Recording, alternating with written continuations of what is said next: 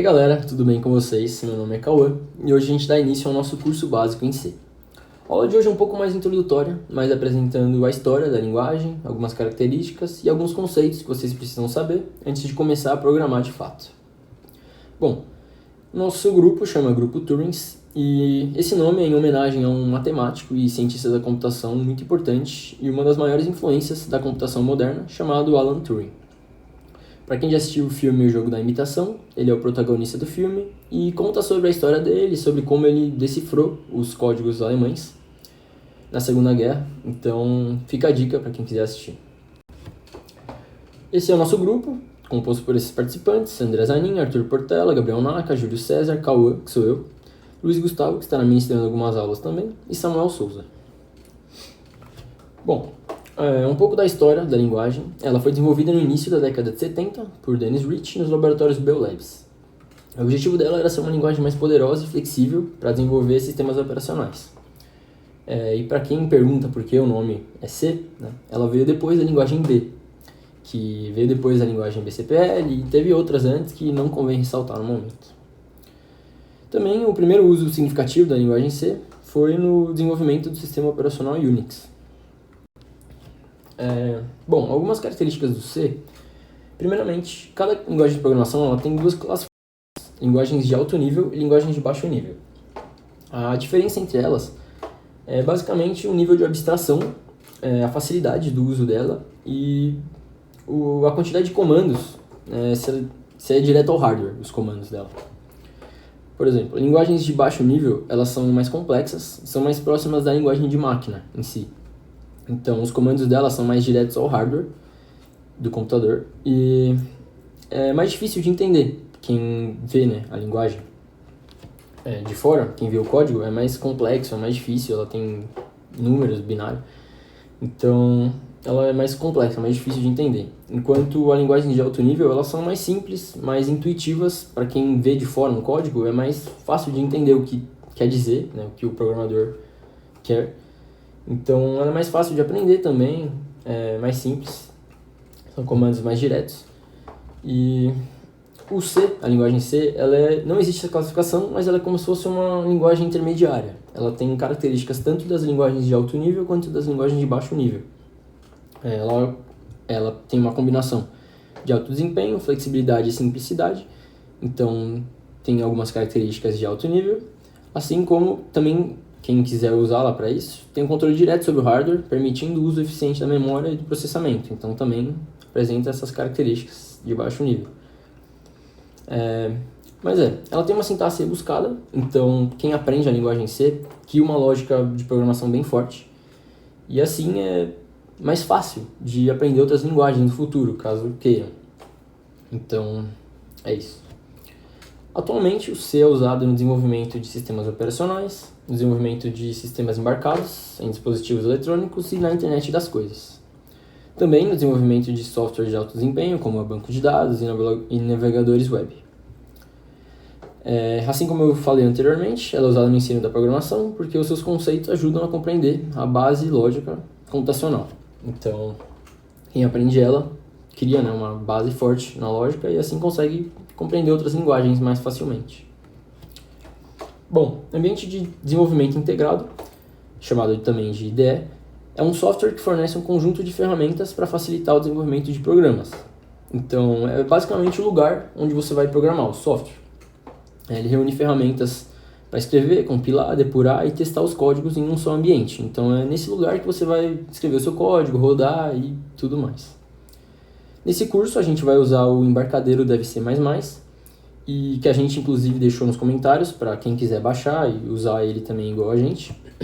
Mas, para quem não quiser, pode usar o compilador online. É só ir lá no Google e digitar GDB online, que você consegue escrever os códigos e compilar e rodar do mesmo jeito.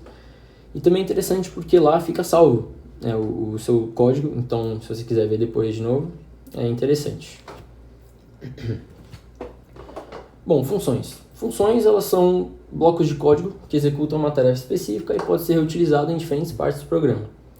Então, praticamente, para você não ter que ficar reescrevendo algo, se você tiver uma função, por exemplo, quer fazer uma conta, você pode fazer uma função que você faz o código da conta dentro dessa função e você só reutiliza ela colocando os valores que você quer. Para você não ter que várias vezes ter que reescrever o código, reescrever a conta. Então ela é mais fácil para organizar o código, ficar mais limpo, né, com menos linhas, menos comandos. Ela promove a modularidade, facilidade de manutenção e agiliza no tempo também, né? Fica mais rápido de você programar. A função principal que a gente sempre vai usar, tudo, né, acontece dentro da main, que é a função principal. Então, assim, a sintaxe dela, vocês vão sempre, na maioria dos seus programas, quase todos, todos literalmente, vocês vão escrever essa sintaxe, int main, e todo o seu programa vai rodar aqui dentro. Então, é a principal que vocês vão usar.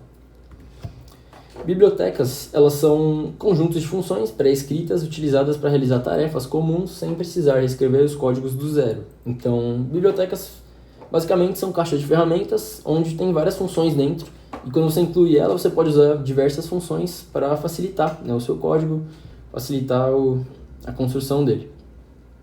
Incluem funções essenciais para operações de entrada e saída, manipulação de strings, manipulação de memória e operações matemáticas. Então, vocês vão incluir, a sintaxe para incluir as bibliotecas é assim, vocês vão usar esse hashtag, include, e aqui dentro vocês vão colocar a biblioteca que vocês querem incluir. Essa daqui, por enquanto, é a principal, que vocês vão usar na maioria dos seus programas, é a mais simples e vai estar em todos, que é a biblioteca padrão de entrada e saída de dados, std.io, que significa standard, né, padrão, input e output. Então é isso, vocês vão quase sempre incluir sempre, né, no caso, incluir essa biblioteca. E assim, à medida que vocês vão aprendendo mais coisas, mais conceitos, vocês vão incluindo outras bibliotecas, como essa daqui, que é para manipular string e entre outras. Bom, a base para o código é basicamente isso aqui. Todos os códigos que vocês escreverem vai seguir essa construção. Primeiramente, vocês vão incluir as bibliotecas.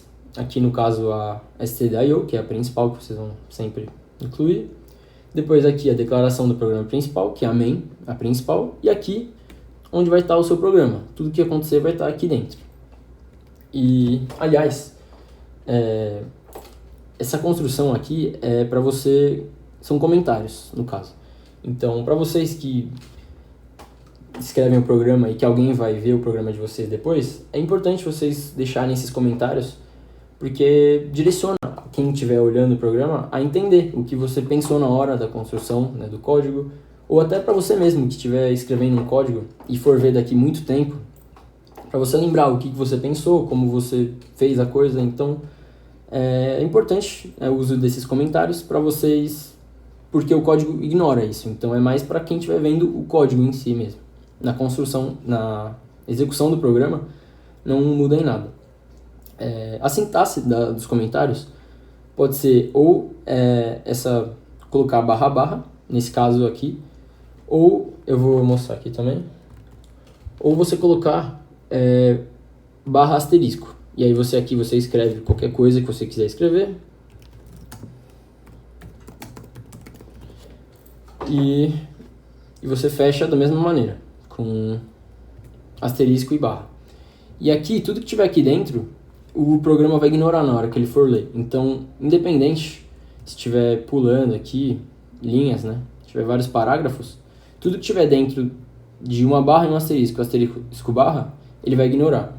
Isso é importante porque no slide que a gente viu, foi usado //, que é outra forma de representar, só que quando você usa //, ele só ignora o que está na linha. Então, nesse caso, por exemplo, teve que colocar duas vezes aqui, // para essa linha e para essa outra linha também. Então, se você for escrever muitas coisas que ocupam muitas linhas, vale mais a pena vocês usarem essa sintaxe, essa construção, porque aí vocês só precisam usar uma vez, que tudo que tiver dentro vai ignorar.